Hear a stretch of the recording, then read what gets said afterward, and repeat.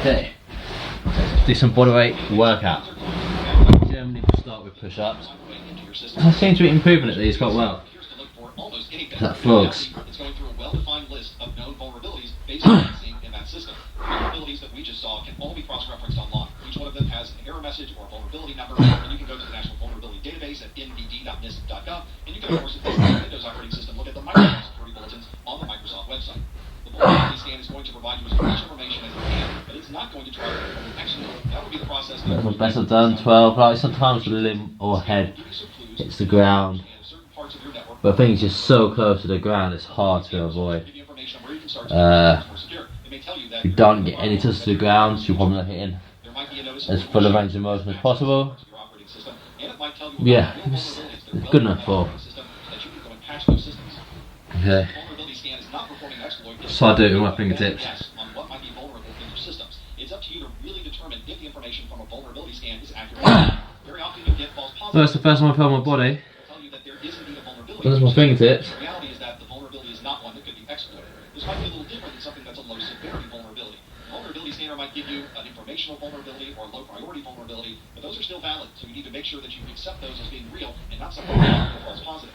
On the other side, okay, let's go knuckles. The vulnerability scanner didn't see it. It didn't notify you that the vulnerability was there. That's why it's important to always have the latest version of your vulnerability scanner and make sure you're running with the latest signatures. If you're working with a vulnerability scanner that's well known, you might want to work with the development team or the company that makes that vulnerability scanner. They may be able to customize the signatures to work best in your environment. Walk I do. Do you there?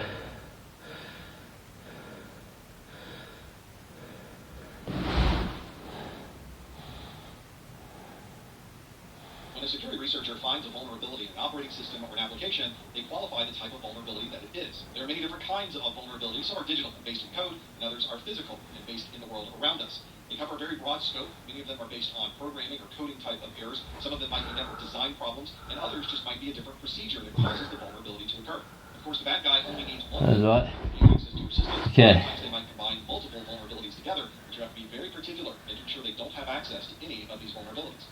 A race condition is a coding problem, and that's because on the systems we use these days, there are usually multiple users performing multiple functions all at the same time. And if your coding is not taking into account that these multiple things can happen simultaneously, you will run into a race condition. Let's take an example of having two bank accounts, bank account A and bank account B. Both of these accounts have dollars in them. Yeah. User 1 and user 2. So handstands. From account A to account B simultaneously. If they transfer $50 simultaneously, your system will tell you that only one of these will go through, so that account A will have 50 and account B have 150, or it may allow both of these to happen simultaneously, and if it's performing the right checks, you end up with one account having 0 and the other having all 200. That's one of it. A race condition like this, there has to be validation in place. If there isn't validation, you might get a race condition situation. Try again. User 1 and user 2 check their account balances. There's $100 in each account. User 1 transfers $50 from account A to account B, so account B now has $50 and account B now has $150. At the same time, user 2 also transfers $50 from account A. If there are no checks in place, then user 2 is transferring what is supposed to be $100, so it's now down to $50, and account B now has $200 inside of it.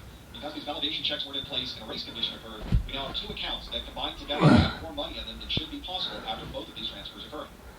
These race conditions can cause significant problems. Take the case in January of 2004, planet Mars, we launched a rover called Spirit, and it was simply rebooting over and over again. Once it arrived, So I'll get the balance right. There was a problem with the file system, and the rover was set up if there were any problems to automatically reboot. Since the problem was with the file system that was accessed during the reboot process, we had a reboot loop, where it would reboot, find the problem with the file system, and reboot again. Ultimately, the controllers back here on Earth were able to put the rover into a safe mode to bypass the file system so that they were able to boot into a minimal type of configuration and correct the problems. Energy management system. This happened in the It's hard to be balanced. Oh god. Ran into a problem where 3 power lines failed simultaneously, and you ultimately had a race condition where none of those 3 events were able to get through because all 3 of them were waiting for the other one to complete. This is the ultimate race condition. Because nobody was able to see these alert messages, this ultimately caused the Northeast blackout of 2003. 10 million people in Ontario and over 45 million Nasty. without power. In some areas, it took a week or 2. I'll sit. Start doing it on my fingertips. And a race condition in a radiation therapy machine in the 1980s was deadly. The operators of these therapy machines were very quick, and the software was not prepared for how fast these changes were to be made, and the software interlocks in these systems ran into a race condition and did not put the proper precautions in place. So 100 times the normal dose. It's the first time I've done it on my fingertips. 6 patients were injured, and there were So it's definitely getting stronger. Software race condition.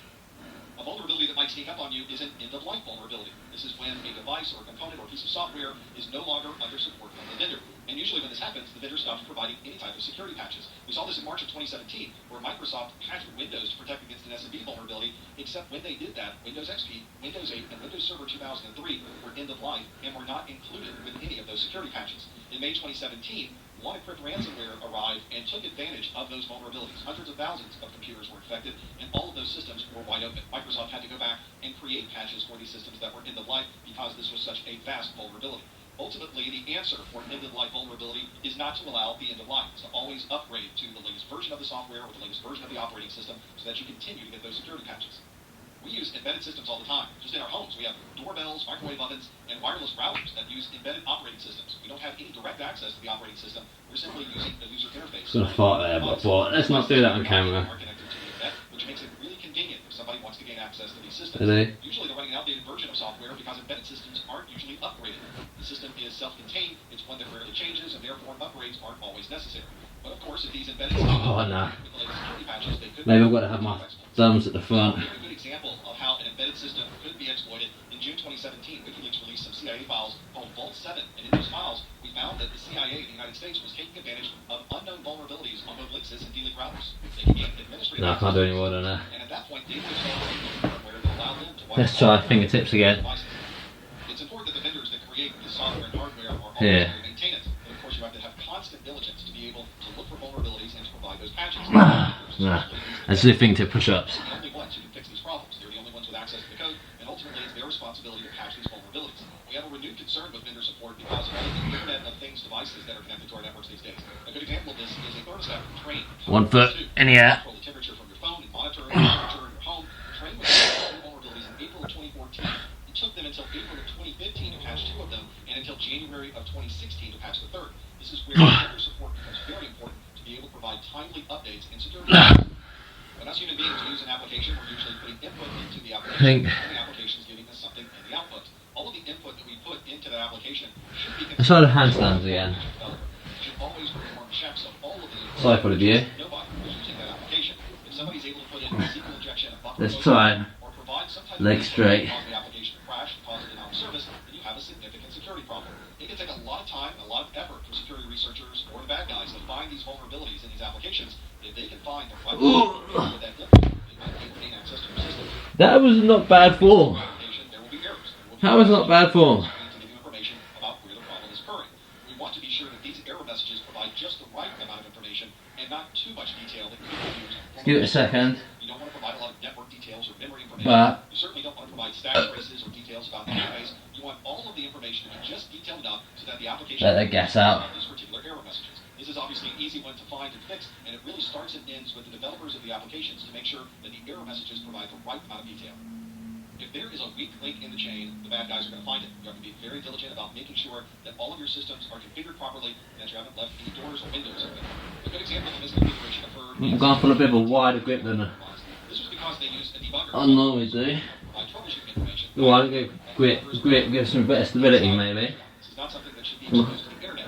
People were able to use this debugger to find an opportunity And then to promote code executions, which effectively straight legs. allowed them to run whatever process they wanted on the Patreon server. Gigabytes of customer data was not only stolen, but was also released online.